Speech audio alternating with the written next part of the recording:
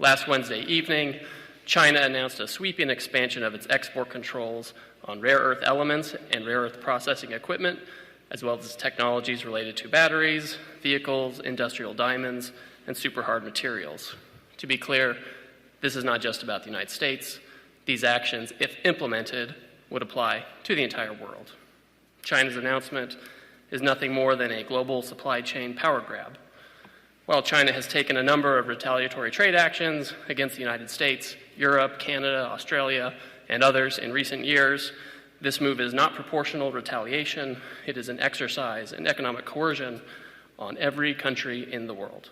At its core, China's new measures include a rule saying that any product of which more than 0.1% of minerals consist of minerals mined or processed in China, one must seek approval from the Chinese government before trading it. Since many important semiconductors, for example, have these critical minerals, and semiconductors are in nearly everything, this rule gives China control over basically the entire global economy and the technology supply chain. Many are suggesting that China's action is simply posturing for leverage in negotiations with the United States.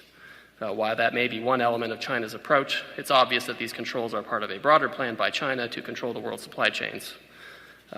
And these controls are wildly out of proportion to any targeted actions by the United States or its allies over the past few months. And make no mistake, this is China versus the world. They have put these unacceptable export controls on the entire world. China is a command and control economy, and we and our allies will neither be commanded nor controlled. They are a state economy, and we are not going to let a group of bureaucrats in Beijing try to manage the global supply chains. As Ambassador Greer said, we had a document and an agreement in Geneva, and magnets were flowing quite well. Some U.S. auto companies have called us in the past week and said that there had been a slowdown in magnets. So when we asked the Chinese about this, they said, oh, it probably had something to do with the holiday. Had something to do with the holiday. So they can't be trusted with the global supply chain. Had something to do with the holiday. Not only is China fueling Russia's war, but China's actions have once again demonstrated the risk of being dependent on them on rare earths, and for that matter, anything.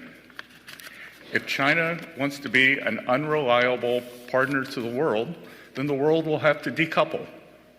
The world does not want to decouple. We want to de-risk.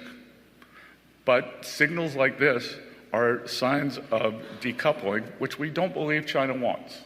And again, we do not want to decouple.